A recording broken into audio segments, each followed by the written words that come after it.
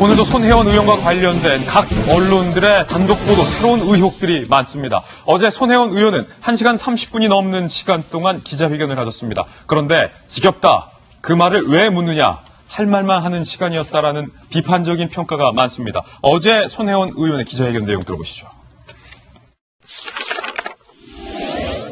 한 번도 제 이익을 위해서 행동을 하거나 움직이거나 남을 움직인 적이 없습니다. 제가 갖고 있는 수십억 컬렉션한 나전치계 박물관 17세기부터 21세기 것까지를 만들어 놓은 그 유물들을 여기다 다 넣은 채로 시나 전남도 다 드리려고요. 지금까지 그러면 다 합하면 거의 한 100억도 넘을 텐데 다 드리겠다고 하지 않았습니까? 처음부터 저는 가지려고 한 게 아니라 주려고 한 겁니다. 언젠가 제가 뭔가를 가지려고 하는 것이 이익을 생각하는 거 아니겠습니까? 손혜원 의원은 본인의 이익을 추구한 적 없다라고 항변을 했습니다. 그런데 이해 충돌 금지 의무를 위반한 것 아니냐라는 민감한 질문에 대해서는 손혜원 의원은 제대로 대답을 하지 않았습니다. 그 장면도 준비했는데 함께 보시죠. 얘기거리도 안 될 만한 일이라고 저는 생각을 했던 이런 일들이 이렇게 국가 전체를 시끄럽게 만드는 것에 대해서 저는 일단 국민들한테 너무 죄송하게 생각합니다. 그러나 이제 여러분들이 왜 저를 이렇게 자꾸 링 위로 올려놓는지 그 부분이 아직도 좀 저는 이해가 잘 되지 않아요. 혹시 SBS 기사분도 오셨습니까? 어디 계세요? 그런 질문을 한다는 게 제가 참 이해가 안 됩니다. 여기까지 내려오셔서 제가 그동안 쭉 밝혔는데 그 말씀을 하시는 게 제가 검찰 조사 곧 받을 거니까 그때 다 알려드릴게요. 그 얘기는 그만 받겠습니다. 네, 이해 충돌은 지겨워서 못하겠습니다. 그런데 제가 증여를 한 제 조카들의 집을 지금 여러분들이 저한테 이것을 국가에 줄 거 아니냐 이런 거를 보여줄 권리가 있는 거 아니죠. 제 아버지 얘기를 갖고 그 기사로 만든 사람들에 대해서는 말하고 싶지 않습니다. 독립운동을 했다는 이유로 평생을 그런 불이익을 받고 산 아버지에 대해서 이거는 보험자를 통해서 들으십시오. 대답하지 않겠다, 지겹다, 묻지 마라, 이해가 안 된다, 보훈처에 물어봐라, 검찰 조사에서 밝히겠다. 그럴 거면 기자회견 왜 한 겁니까? 이럴 거면 기자회견 왜 한 거예요? 저도 이해하기가 어렵습니다. 기본적으로 과요불급이라고 하는데 너무 많은 무리수를 두고 좀 욕심을 내신 게 아닌가라는 생각이 듭니다. 대부분의 사람들은 보이는 것을 믿고 또 듣는 것을 믿잖아요. 그렇기 때문에 그 보이는 부분에 대한 신경은 좀 많이 쓰신 것 같아요. 이미지 차원에서. 기본적으로 제가 이제 여기 들어오시기 전부터의 그 영상을 좀 봤는데요. 팬미팅 하는 느낌이 좀 많이 들었죠. 주변의 목포 시민들과의 팬미팅을 하는 그런 기분으로 들어오시는 느낌이 들었고, 또한 지금 자리에 앉아서 지금 기자회견을 하는 모습도 사실은 토크 콘서트를 한다라는 느낌으로 느껴졌습니다.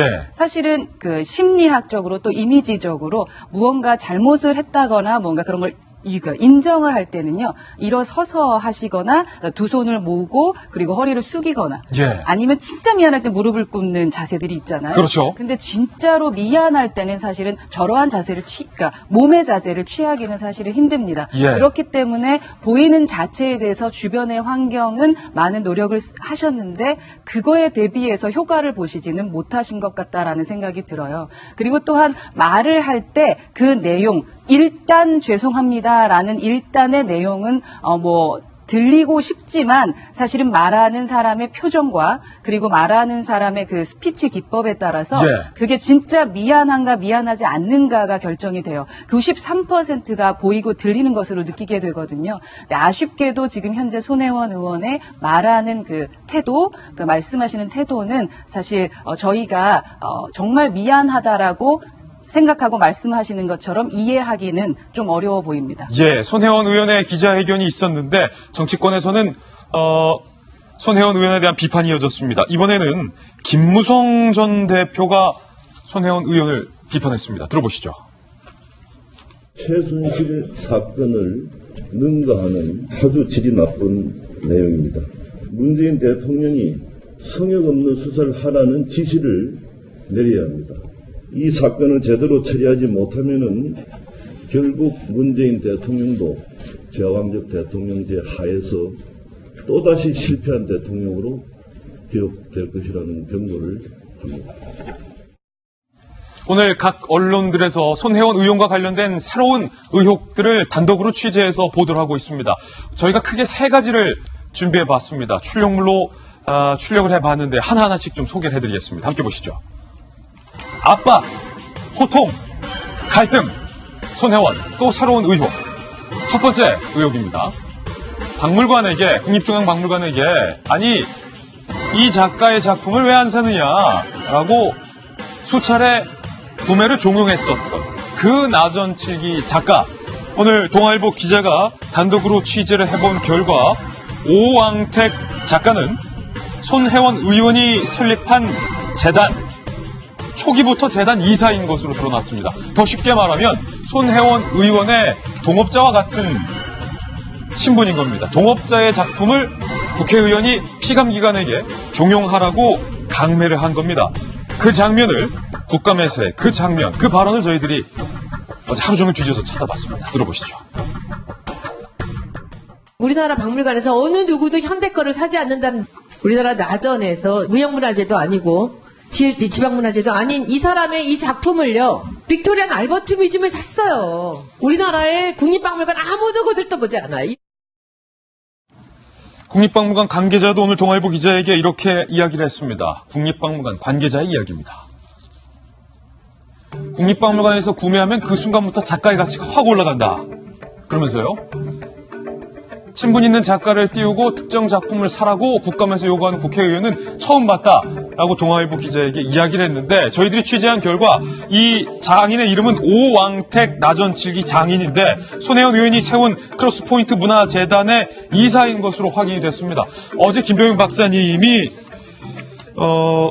거금 700원을 들여서 이 재단에 등기부등본 떼봤잖아요. 이런 얘기들이 나와서 크로스포인트 문화재단에 대한 등기부등본은 어떻게 되어 있는지 한번 떼봤습니다. 물론 당연히 손혜원 의원은 들어가 있지 않죠. 그래서 이 부분에 대해서 이 관련되어 있는 작가가 재단의 이사로 등기가 되어 있는 부분들이 확인이 돼 있고요.